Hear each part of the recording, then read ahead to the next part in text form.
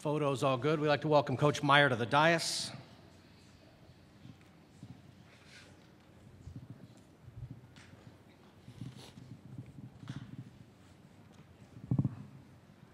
think that everybody knows who you are. We're going to make it official. Thank you.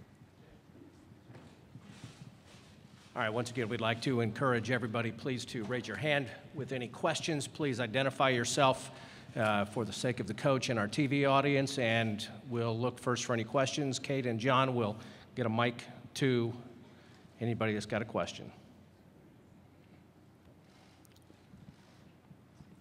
Third row. Hey, Urban, Austin Ward from Lettermen Row.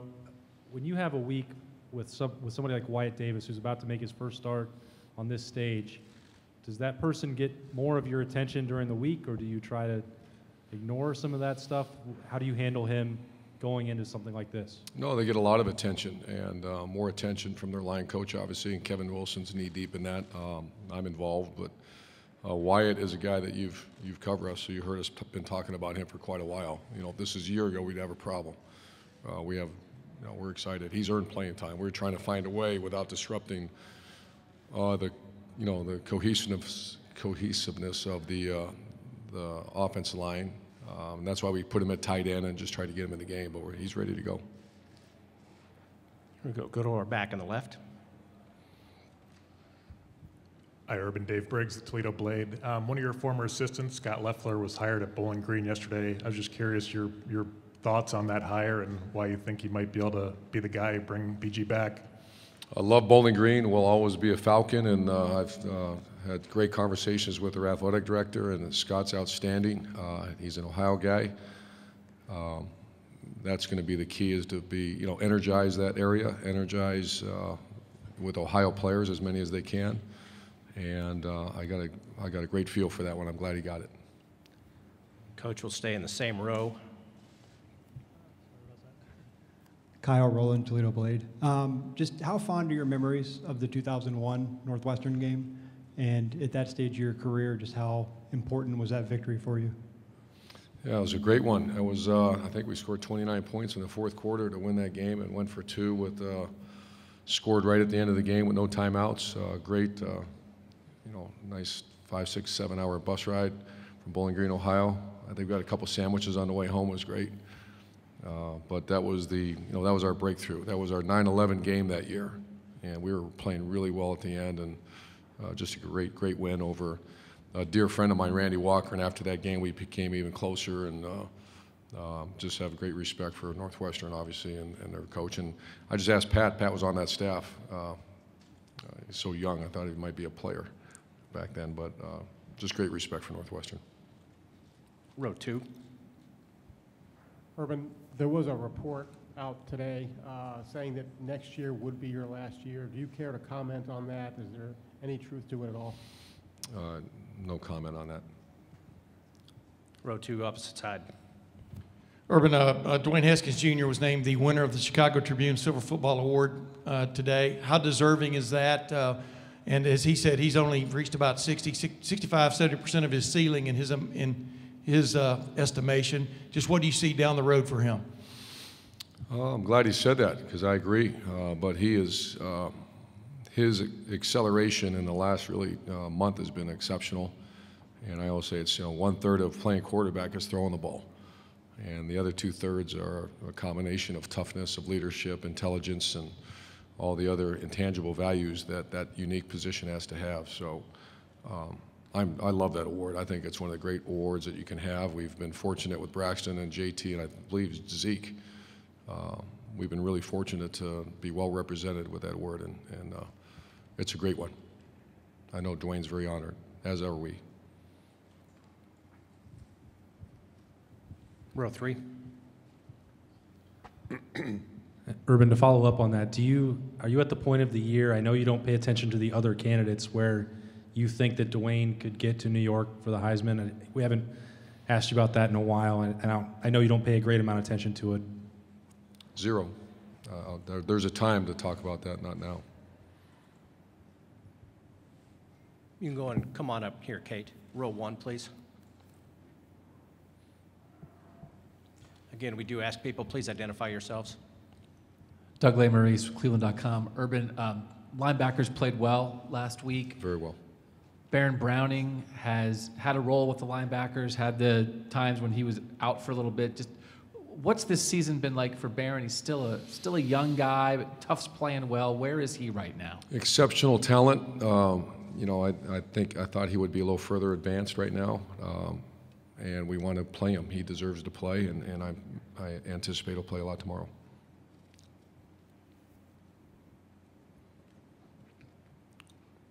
Hands, please, for Coach Meyer, front row.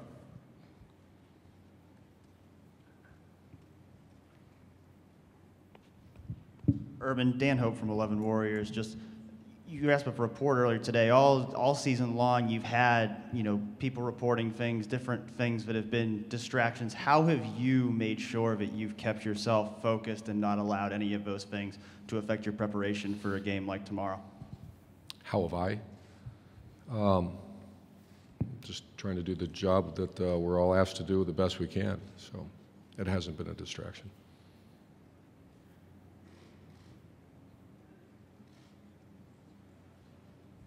Row 2. Hey, Urban, Teddy Greenstein, Chicago Tribune. From what you know about Dwayne's family, how have they helped him become the man and the player he is? Well, they've helped him become the man he is. That's the ultimate responsibility as a parent, and boy, are they great parents. They have a beautiful daughter, Tamia, and she's awesome at what she does. She's an actress, and they're very highly educated. They invest a lot of money in their children. They send them to as good a school as you can, even move in their family so they could receive that education. My conversations with his mother and father have always been about academics and about how sometime this football gig's going to be over. And I can't say enough about those people. I love them. They are family.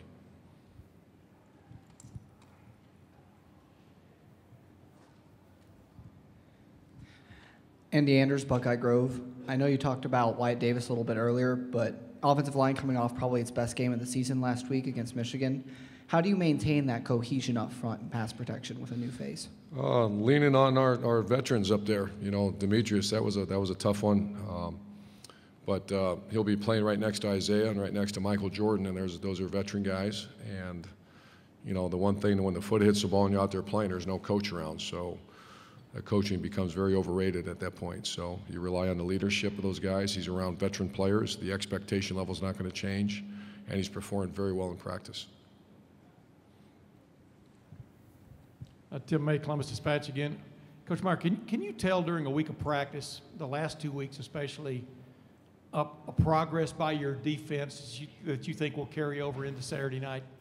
At times you can, and then other times you're shocked because you think your practice is great and it doesn't show up on the field. So I'd say we batting about 80%. When I see him practice, I expect the expectation level is very high, and it usually becomes that. It usually shows up. I have seen great progress. Obviously, we took a significant backward step against Maryland, but other than that, you look at, even though Nebraska wasn't perfect, it was a step in the right direction. Michigan State was a step in the right direction, and then a bad one, and then we gave some points in the fourth quarter, but I thought against the team up north, they kept a very talented team in check for most of the night. Urban, Ari Wasserman, The Athletic. You guys have recruited a tremendous amount of speed over the years to this roster. You're playing a game indoors on a track that they run the NFL Combine on. Do you buy that fast tracks are a thing? Can your team play faster indoors on a track like this? We have some fast guys, and that's no secret that that's one of our principles of offensive football is get fast guys in space, and that'll be part of it tomorrow. We're playing a team that also believes in not allowing that to happen, and that's been countless hours trying to figure out how to do that because they don't give up many big hits. They just don't. You look at statistics, and they just don't do that. They also were up 17-0 on our rivals and keeping them in check, and I think they came back and won 2017. So we like fast tracks, but it's going to be a chess match and a challenge and a way to get our guys in space against this defense. Go back to back right here on the aisle. Hey, Urban, Adam Rittenberg with ESPN. Ryan Day's a guy who's come up in conversation for other jobs. I'm just curious how you handle that as a head coach, whether you talk to him about it, hey, nothing until after the game. How do you kind of handle that as his boss? Well, I've had a lot of experience with that. We've had, tremendous amount of guys go on to become great head coaches. Ryan Day is elite. I've said that many, many times, and there'll be a time and a space. Certainly now is not that time, and this week's not this time, but there'll be a time. Austin Ward, Lettermen Row. Urban, you talked earlier in the week about how unique the preparation is for your rivalry game. When you follow it up with this for a championship, is it tougher to move on physically or mentally with your team to get ready after everything you poured into last Saturday? Well, we've had a few years of experience with it. That's a great question, and that's, I remember when I was at Florida, we played Florida State right before the SEC championship, and usually those are just chaos games. And then this one, obviously, every time we play our rival, it's just the players you play against, the wear and tear. So our offensive line played 95 plays, 105 plays, and then they played their rival. And so we had to be very judicious on putting our kids in harm's way, and we're trying to get a right guard ready to start for the first time. So those are all the things that we'll find out how we did, but that was, your question occupies a lot of time and thought. First row.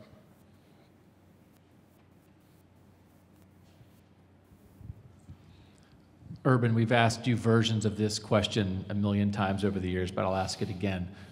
This Big Ten championship game, for instance, Oklahoma and Texas are playing each other in a championship game because the Big 12 doesn't have divisions. That's the two best teams, two rivals playing each other. The Big Ten, the way you guys do it, two divisions, championship game like this format, this whole thing, what do you think of how the Big Ten determines a champion in this playoff world?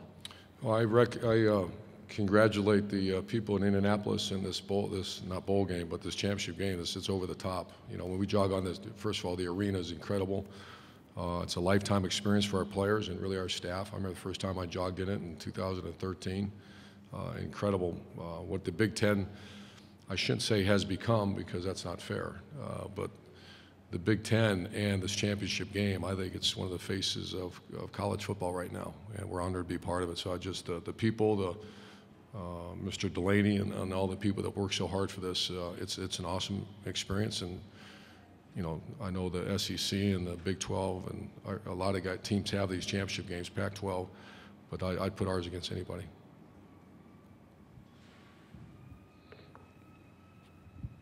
Hey, Urban, Ivan Mazel of ESPN.com. A few minutes ago, Pat said he thinks some balance needs to be restored, offense versus defense. Is there something that can be done with the rules or in any other way to combat fast guys in space? And should there be? Rules to keep the scores down or something like that? Do you think the game's do you think it's out of balance? And is there something that could be done? Oh, I'll be honest, you caught me off guard a little bit. I have no idea. We're going to try to get some first downs tomorrow and all that.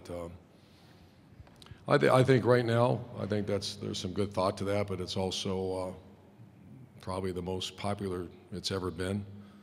And I know that's important to a lot of people. I know as coaches just try to win the game, but I haven't really thought about that. I'm sorry, Ivan.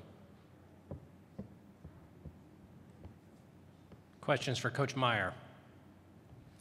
Let's go in second row on the right. Urban, Cole Paxton, Daily Northwestern. I'm wondering, as you prepared this week and looked at your team this week, if there's a position matchup or a position battle that you think is especially important for you tomorrow? Oh, yeah. Well, I'll start with kicking game, and that's a big part of it. They were very aggressive on how they came after punts. And, everybody made it. I got asked many questions about our opening drive last week against our rival. And they wanted to talk about the pass to Chris Olave, and that was really not, that was a guy running fast and dove in the end zone. I'd rather talk about our kickoff team that went down there and tackled an elite athlete, number one for our rival, held him inside, I believe, the 20-yard line. We were 3'd and out, and we had a 22-yard punt return, and the offense started on the midfield, and that's how we try to operate. So the matchup I see number one is the field position matchup, especially against this team never has penalties. Very disciplined, very few fumbles, and that's why the matchup to me is going to be field position in this game. And most championship games it is. Row 2. Tim May, Columbus Dispatch. Urban, how uncomfortable is it, though, because we asked you some questions on Monday, obviously, about this, but for people out there speculating that not only do you guys need to win, but you need to put on a great show on Saturday night to have a chance in the college football playoff selection committee's thinking. How uncomfortable is that to deal with? I only deal with it when you ask me, so it's not uncomfortable. I can understand and appreciate it, but there's zero conversation in there about it. We're going to go row 1 here.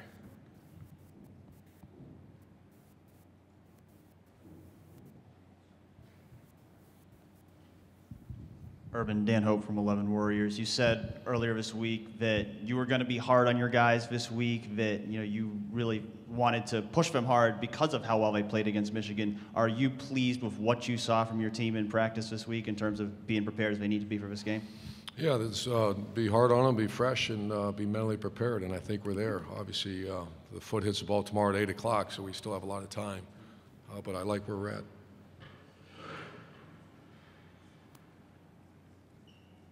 Questions for Coach Meyer?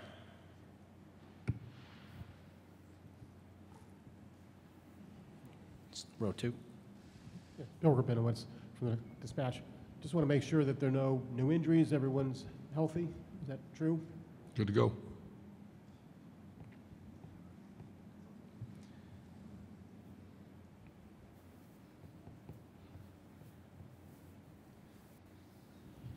Coach Mike Williams, Sports Capital Journalism Program, IUPUI. Just curious, with the rise of Northwestern and how Purdue's improved over the past couple of years, what are your thoughts on the Big Ten West and your outlook on their future? Obviously, we have our overlap games, and we've had some tough ones here in the last few years, so I like to use that R word a lot, the respect factor, and once again, I apologize. I just don't spend much time thinking about it. It's week to week, and it's hard for us to separate the East and the West. It's just week to week, get ready to go play and find out who's healthy. But I think there's some fine teams. I tell you what, the Nebraska coach and Nebraska team are going to be. You can see what's happening there. We got them. They're going to be very good, and obviously Purdue was outstanding, and so there's some very good teams over there.